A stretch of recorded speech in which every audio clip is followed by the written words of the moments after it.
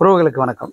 இன்றைக்கி நம்மளுடைய capsule food சேனலில் நம்ம பார்க்க போகிற சமையல் வந்து கொய்யாக்காய் வச்சு ஒரு மசாலா செய்ய போகிறோம். அதாவது இதை சாலடாகவும் நீங்கள் யூஸ் பண்ணிக்கலாம். ஏன்னா கொய்யாக்காயை வந்து நம்ம சும்மா கொடுத்தா பெருசாக விரும்பி சாப்பிட மாட்டாங்க. அதை மசாலாவோடு கொடுக்கும்பொழுது ரொம்ப விரும்பி சாப்பிடுவாங்க. அதனால் இதை நீங்கள் கொய்யாக்காய் மசாலான்னு சொல்லிக்கலாம், சாலடுன்னு சொல்லிக்கலாம். இது எப்படி செய்யலாங்கிறத பார்க்கலாம் வாங்க.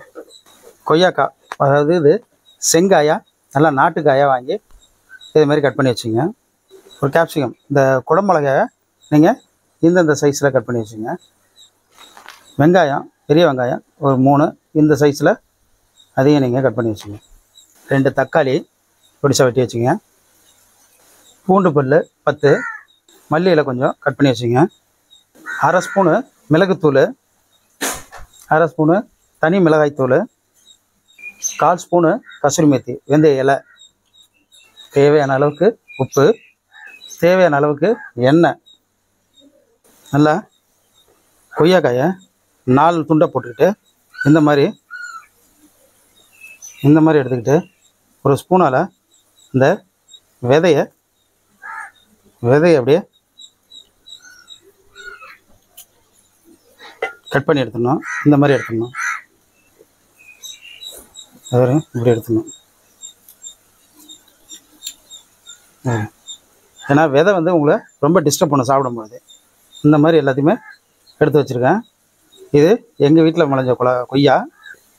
இதேமாரி செங்காயை எடுத்துங்க. ரொம்ப பழமாலாம் வேண்டாம், பழமாக இருந்தால் ஓவராக இனிக்கும். அதனால் செங்காயை ஒரு 20 பழம் எடுத்துங்க. கொய்யா வந்து ரொம்ப ரொம்ப உடம்புக்கு நல்லது. அதாவது கொழுப்பு சத்து ரொம்ப கம்மியான ஒரு பழம். இந்த பழம் சுகர் பேஷண்ட்டுக்கு ரொம்ப நல்லது. காலையில் வெறும் வயிற்றில் சாப்பிடக்கூடிய ஒரே பழம் கொய்யா பழம் மட்டும்தான். மலச்சிக்கலுக்கு உடனடி தீர்வானது கொய்யா பழம். இந்த கொய்யாவை டயட்டில் இருக்கிறவங்க அதிகமாக பயன்படுத்தலாம். கலோரிகள் எல்லாம் கிடையாது. அதே மாதிரி எல்லா வியாதிக்கும் ஒரு ஏற்ற ஒரு பழம் கொய்யா பழம். இதை தொடர்ந்து நீங்கள் உணவில் சேர்த்துங்க.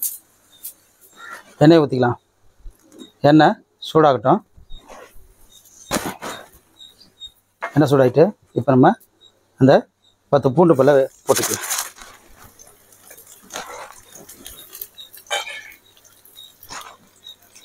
அது கூட வெட்டி வச்ச தக்காளியும் போட்டுக்கலாம்.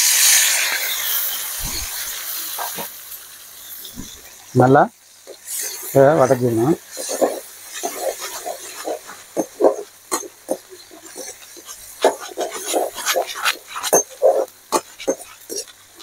இப்போ இந்த 1/2 ஸ்பூனு மிளகாய்த்தூள், தனி மிளகாய்த்தூள் போட்டுக்கலாம்.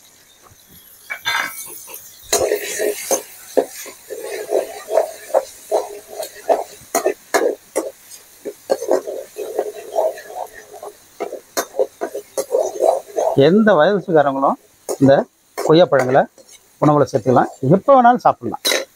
அதுதான் கொய்யாப்பழம். அடுத்தது இந்த நம்ம வெட்டி வச்சுருக்க இந்த 3 வெங்காயத்தையும் இதில் சேர்த்துக்கலாம். லேயராக தான் வெட்டணும்.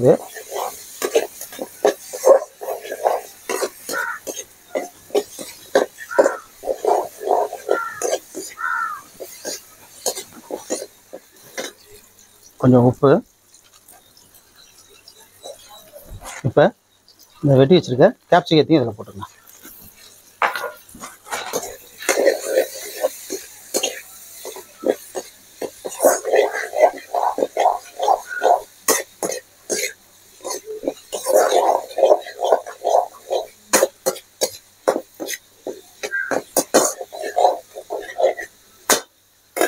அரை ஸ்பூனு மிளகுத்தூள் அதையும் நம்ம இதில் சேர்த்துக்கலாம்.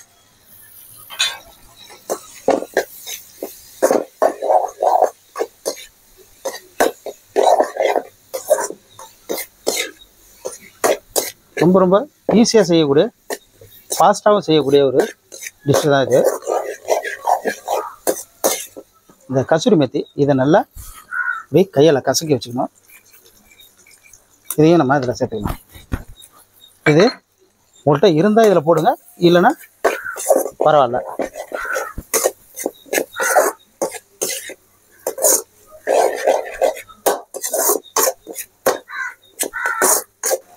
இந்த மல்லி இலை இதையும் இதில் துவைக்குங்க.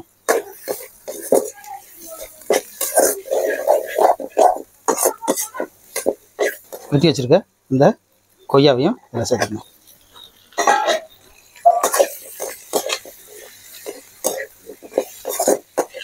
ரொம்ப ரொம்ப வித்தியாசமான ஒரு சுவையில் இருக்கக்கூடிய ஒரு டிஷ் இது.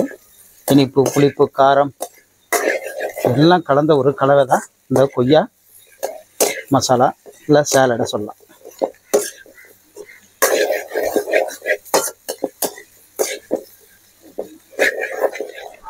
இந்த கொய்யா மசாலா ரெடி ஆயிடுச்சு.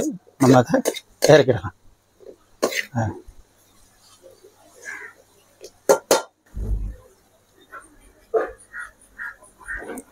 அதை டேஸ்ட் பார்க்கலாம்.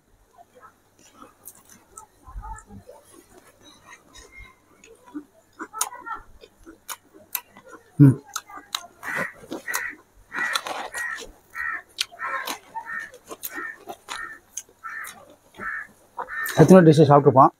இது ஒரு உண்மையாகவே ஒரு வித்தியாசமான டிஷ்ஷாக இருக்குது. ஏன்னா இனிப்பு இருக்குது, புளிப்பு இருக்குது, காரம் இருக்குது, நல்ல ஃப்ளேவர் இருக்குது. அதாவது இந்த வெங்காயம், பூண்டு, தக்காளியோட வாசனை, இந்த மல்லியோட வாசனைன்னு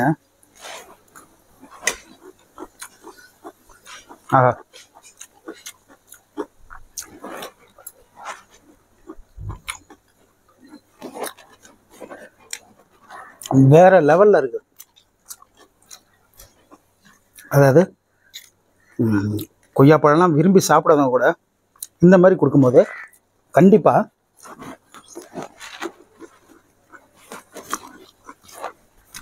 விரும்பி சாப்பிடுவாங்க. அந்த மாதிரி டேஸ்ட்டில் இருக்கு. வேற லெவல். இதை நீங்களும் வீட்டில் ட்ரை பண்ணி பாருங்கள். சாப்பிட்ற வீடியோ, சமைக்கிற வீடியோ, நல்ல கண்டென்ட் வீடியோ பார்க்கணுன்னா நம்ம கேப்சிகம் ஃபுட் சேனலை தொடர்ந்து பாருங்கள். சப்ஸ்கிரைப் பண்ணுங்கள், லைக் பண்ணுங்கள், ஷேர் பண்ணுங்கள். உங்களுடைய நண்பர்கள்டையும் சொல்லுங்கள். ஸ்கிப் பண்ணாமல் பாருங்கள்.